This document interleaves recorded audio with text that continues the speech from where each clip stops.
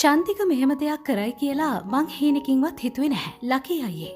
ඔයා කවදාවත් මට කතා කරයි කියලා මං හිතුවේ නෑ කියලා චන්තික මට කිව්වා. චන්තික මට කියපු සමහරක් දේවල් තාමත් හිතා ගන්න බෑ. මාලනී මේකේ දවසක එයාගේ සොහොන හදන්න ඕන විදිහත් චන්තිකට කියලා.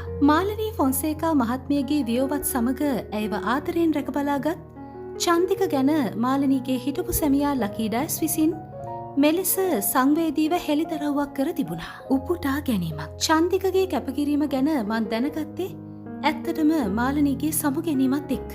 මට චන්තිකව කවදාවත් මුණ ගැහිලවත් නැහැ. ඒත් මම ඒක දැනගත්ත ගමන් චන්තිකට කෝල් එකක් දුන්නා. එයාට කතා කරගන්නවත් බැරි වුණා. මොකද එයා කවදාවත් හිතුවේ නැහැ මං එයාට කතා කරයි කියලා. කතා කරපු ගමන් චන්තික මට කිව්වේ ලකී ඔයා කවදාවත් මට කතා කරයි කියලා මං හිතුවේ නැහැ. මම මගේ යුතුයකම ඉටු කරා ලකී. ඒත් මං මාලනීව මෙහෙම දකින්න නෙවෙයි එයාව හදවතින්ම බලාගත්තේ. මට මාලනී මෙහෙම ඇස් පියාගෙන ඉන්නවා බලන්න හයියක් නෑ ලකී අයියේ කියලා. චන්තිකගේ වචන ටික ඇහිලා ඇත්තටම මගේ ඇස්වලට කඳුළු ආවා. සමහරක් තැන්වල මටත් මාලනීව මග හැරුණාදෝ කියලා හිතට මොකක්දෝ ලොකු දුකක් ආවා.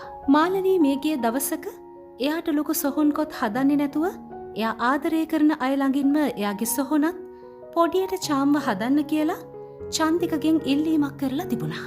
මාලනීගේ අවසන් කාලේ චන්තික වගේ ශ්‍රේෂ්ඨ මිනිසෙක් කිසිම දෙයක් බලාපොරොත්තු නොවි හදවතින්ම මාලනියට ඔහුගේ කාලය සෙනෙහස ආදරය කරුණාව පුදපු එක ගැන මට ඇත්තටම තියෙන්නේ හිතේ සතුටක්. උපුටා ගැනීම අවසන්.